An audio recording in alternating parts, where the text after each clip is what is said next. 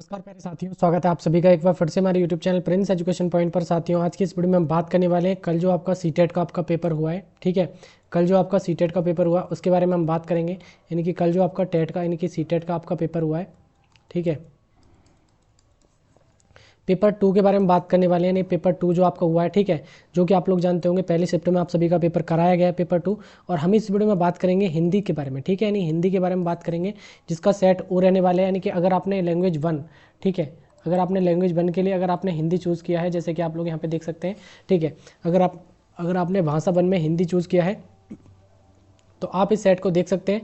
ठीक है, अगर आपने और भी सब्जेक्ट लिए हैं तो वो आप लोग प्लेलिस्ट में जाके चेक कर सकते हो। ठीक है, हम बात करेंगे पेपर 2 के बारे में। अगर आपने L1 में यानी लैंग्वेज 1 में जो अगर आपने हिंदी को चूज़ किया हो, ठीक है, अगर आपने हिंदी चूज़ किया है लैंग्वेज 1 में, तो आप सभी इस वीडियो को देख सकते हैं। ठीक है, उनके आंसर्स मैं आपको इस वीडियो में बताने वाला हूँ।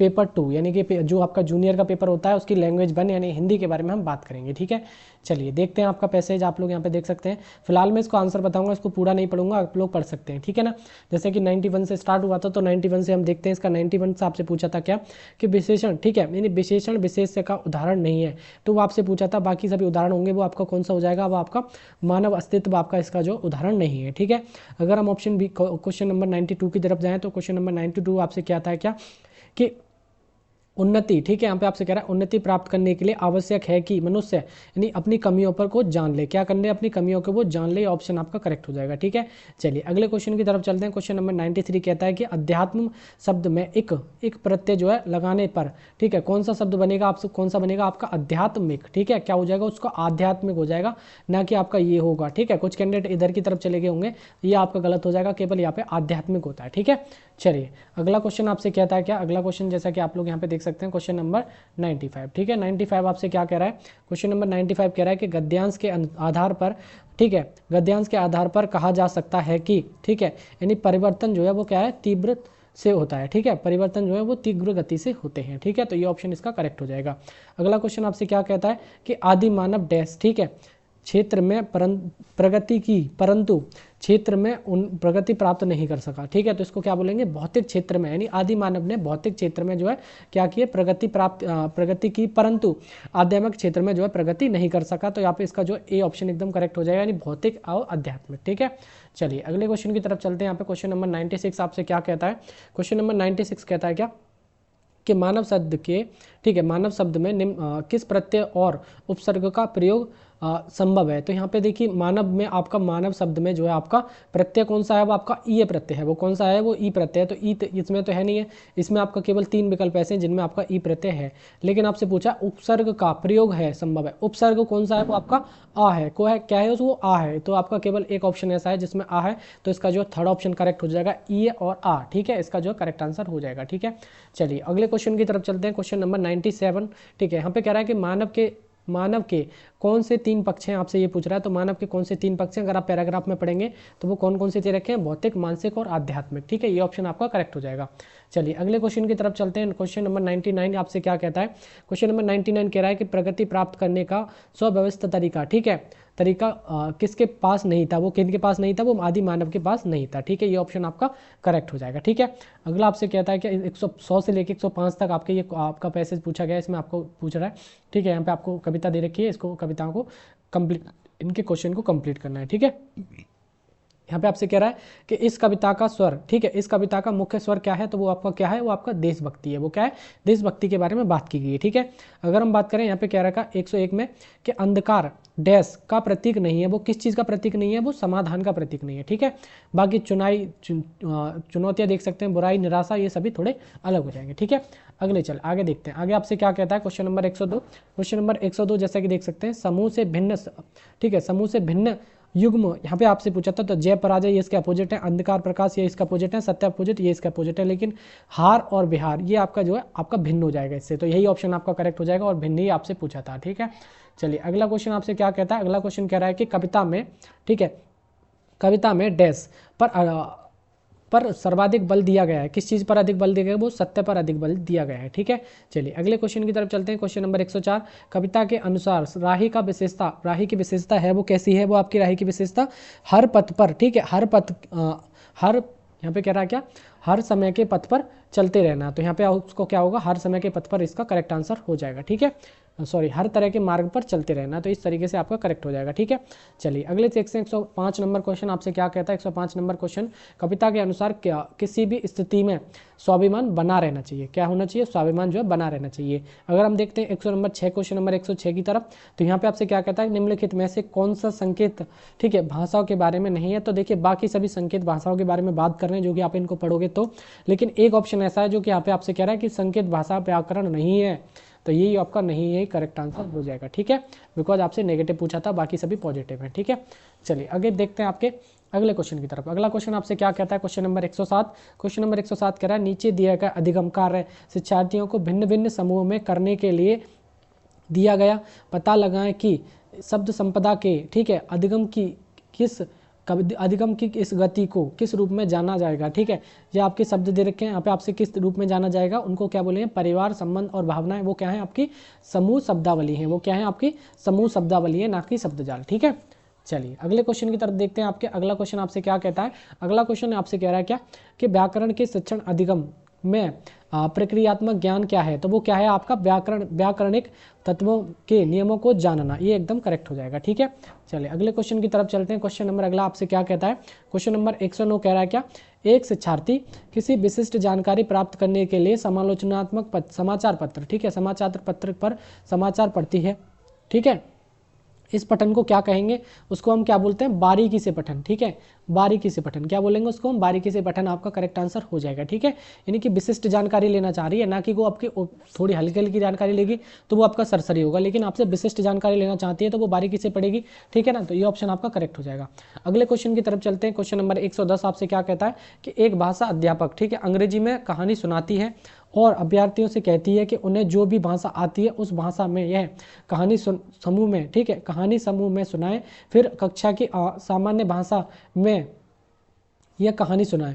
इस शिक्षण शास्त्रीय युक्ति को किस रूप में जाना जाता है, तो उसको क्या बोलते हैं, बहुभाषा शिक्षण। किसको क्या बोलते हैं, बहुभाषा शिक्षण। ठीक है, ना कि ट्रांस लैंग्वेज, ये आपका गलत हो जाएगा। आगे चलते हैं आपके क्वेश्चन नंबर 101 की तरफ। क्वेश्चन नंबर 101 आपसे क्या कहता है कि कक्षा 6 की शिक्षार्थी श्रेया अपने पिता के स्थानांतरण के कारण पंजाब के जालंधर, ठीक है, पंजाब के जालंधर में मदुरई जाती है, यानी कि जालंधर से तमिलनाडु के मदुरई जाती है। वह मातृभाषा यानी मातृभाषा के कारण पंजाबी जानती है और, ठीक है, विद्यालय में द्वितीय भाषा के रूप में अंग्रेजी जानती है। ठीक है, तो आप बताइए यहाँ पे मातृभाषा क्या होगी, इसकी पंजाबी होगी, और इसके अधिगम की भाषा कौन सी होगी, वो इसकी ये होगी अंग्रेजी। ठीक है, आगे देखते हैं। उसने अपने पड़ोसियों की मदद से कहाँ पहुँचेगी, वो मदुरई पहुँचेगी। ठीक है, पड़ोसी की मदद से तमिल बोलना शुरू कर दिया, तो मदुरई में तमिल बोली जाती है।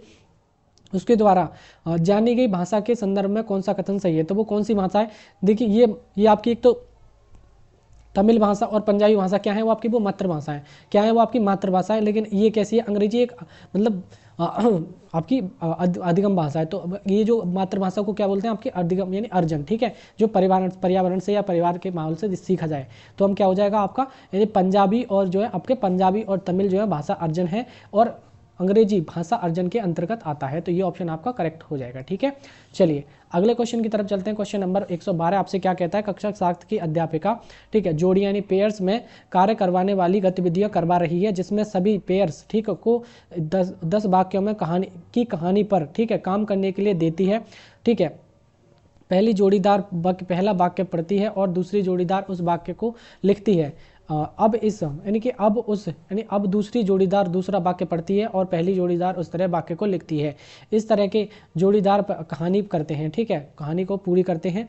बाद में वे मूल कहानी से अपने लिखे हुए की तुलना करते हैं। ठीक है, इस गतिविधि को क्या कहेंगे, किसको क्या कहेंगे, इसको हम पारस्परिक श्रुतुलेख कहेंगे। ठीक है, क्या बोलेंगे उसके लिए, पारस्परिक श्रुतुलेख। ठीक है, चलिए अगले क्वेश्चन की तरफ चलते हैं। अगला क्वेश्चन आपसे क्या कहता है, अगला क्वेश्चन की तरफ देखते हैं, 1 मिनट। ठीक है, अगला क्वेश्चन कह रहा है क्या कि वह भाषा क्या है जिसका प्रयोग, ठीक है, हम दिन प्रतिदिन के लिए आमने सामने की अंतःक्रिया करते हैं, ठीक है, तो वो आपकी कैसी भाषा, दिन प्रतिदिन आप लोग कैसी भाषा यूज करते हो, यानी कि क्या बोलते हैं उसको, मातृभाषा। अगर हम बात करें तो क्या हो जाएगा आपका बेसिक, यानी कि BICS होता है। और बाकी आप लोग किसी ऑफिशियली तरीके से या कहीं बात करते हो तो वो आपकी क्या होती है, CALP होती है। लेकिन आपका करेक्ट आंसर कौन सा हो जाएगा, यानी कि बुनियादी अंतर्वैयक्तिक संप्रेषण कौशल, तो आपका BICS करेक्ट आंसर हो जाएगा, ठीक है।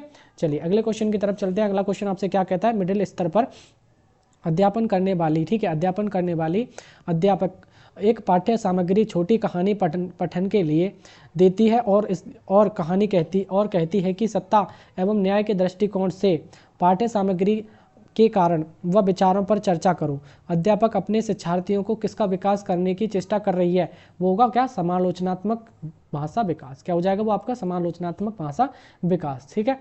चलिए अगले क्वेश्चन की तरफ चलते हैं। अगला क्वेश्चन आपसे क्या कहता है, अगला क्वेश्चन कह रहा है कि शिक्षण की वह विधि जिसमें अध्यापक और 4 विद्यार्थी विभिन्न भूमिकाओं के साथ सहयोग अधिगम समूह का गठन करते हैं। पाठ्य पुस्तक यानी कि पाठ्य वस्तु की विषय वस्तु पर संवाद किया जाता है, जिसमें समीपस्थ विकास का क्षेत्र सृजित होता है और परिणामतः उसका पठन बोध में सुधार होता है। इस विधि को कहते हैं, क्या कहेंगे उसके लिए, पारस्परिक शिक्षण। क्या बोलते हैं उसके लिए, पारस्परिक शिक्षण, ठीक है।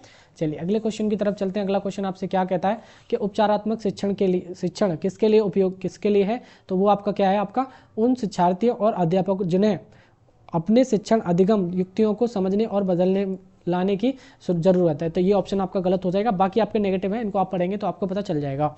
अगला क्वेश्चन आपसे कहता है कि 117 अंतर्भाषी पहचान क्या है। अंतर्भाषी पहचान क्या है, वो आपकी अंतर्भाषी पहचान है क्या, कि शिक्षार्थी की यह समझ की विभिन्न भाषाओं का अधिगम विभिन्न योग्यताओं का आधार सम आश्वान हो। ये एकदम करेक्ट हो जाएगा, ठीक है। चलिए अगले क्वेश्चन को देखते हैं। क्वेश्चन नंबर 118, कोझिकोड के एक विशेष समुदाय में बोली जा रही मलयालम इस स्थान में, ठीक है, आपसे कह रहा है इस स्थान में दूसरे के द्वारा बोली जा रही मलयालम से थोड़ी सी भिन्न है। विशेष समुदाय बोली जा रही मलयालम को किस रूप में जाना जाएगा, तो आपसे ये कह रहा है, तो वो आपका मलयालम की क्षेत्रीय बोली हो जाएगी। वो क्या हो जाएगी, आपकी मलयालम की क्षेत्रीय बोली हो जाएगी, ठीक है। अगले क्वेश्चन की तरफ चलते हैं। क्वेश्चन नंबर 119 क्वेश्चन नंबर क्या कहता है आपसे, क्वेश्चन नंबर 119 कह रहा है निम्नलिखित में से कौन सा विस्तृत पठन का उद्देश्य नहीं है। तो कौन सा नहीं है, आप लोग बताएं, आनंद के लिए पठन या फिर आपका बहिवेषण के लिए पठन। तो यहाँ पे आपको मुझे डाउट है, थोड़ा हो सकता है कि आनंद के लिए पठन हो या फिर आपका बहिवेषण के लिए पठन हो, ठीक है। इनमें से ही कोई एक विकल्प होने वाला है, ठीक है। चलिए आगे देखते हैं आपके अगला क्वेश्चन आपसे क्या कहता है, क्वेश्चन नंबर 20, ठीक है। तो यहाँ पे आपका क्या हो जाएगा, यानी कि त्रिभाषा सूत्र के बारे में कौन सा कथन सही है, आपसे क्या हो जाएगा, त्रिभाषा सूत्र के बारे में कौन सा कथन सही है, मातृभाषा, ठीक है, घर की भाषा और आपकी क्षेत्रीय भाषा ये के रूप में एकदम करेक्ट आंसर हो जाएगा। क्या हो जाएगा आपका, C ऑप्शन इसका करेक्ट हो जाएगा, ठीक है। तो हमने आपका जो लैंग्वेज 1 थी आपकी हिंदी पेपर 2 की, वो आपने आपका डिस्कस कर ली है, जो कि आप लोग देख लिया है, ठीक है। अगर आपने बाकी भी क्लासेस नहीं देखी, यानी आगे बाकी भी आंसर आपने नहीं चेक किए और सब्जेक्ट के, तो जाके प्लेलिस्ट में आप लोग चेक कर सकते हो या चैनल पे वीडियोज़ वाले सेक्शन में जाके आप लोग देख सकते हो, ठीक है। यानी वीडियोज़ का एक सेशन मिलता है चैनल पे, उसको जाके आप लोग देख सकते हो, वहाँ पे भी मैंने क्लासेस डाली हुई है ये वाली, ठीक है। तो आई होप मेरे हिसाब से आपने अच्छे से तरह से जो भी आपके क्वेश्चन बनते हैं वो आप लोग यहाँ पे देख लीजिएगा। मैंने आपको इसके आंसर्स बता दिए जो कि एकदम ऑथेंटिक आंसर है, भले एक आध आंसर ऐसा होगा जो गलत हो सकता है, लेकिन बाकी सभी क्वेश्चन एकदम करेक्ट हैं, ठीक है। अगर आप सभी के लिए मेरे हिसाब से दो जानकारी आपको दी है, वीडियो आपको अच्छा लगा होगा। अगर आपको वीडियो अच्छा लगा हो तो दोस्तों प्लीज़ वीडियो को लाइक कर दीजिएगा, साथ ही अपने यार दोस्तों में वीडियो को इसको शेयर कर दो जो भी सीटेट का पेपर दे के आए हैं, और कमेंट करके बताएं कि आपको ये वीडियो कैसा लगा, ठीक है। आपको अगर वीडियो अच्छा लगा है तो चैनल को आपको क्या करना है, चैनल को जो है सब्सक्राइब कर लेना है, ठीक है दोस्तों। क्या करना है आपको, सब्सक्राइब करके जो है बेल आइकन को प्रेस कर लेना है, ठीक है। ठीक है भाई, बेल आइकन को प्रेस कर लेना है, ठीक है। चलिए मिलते हैं किसी नेक्स्ट वीडियो में, तब तक के लिए जय हिंद एंड वंदे मातरम।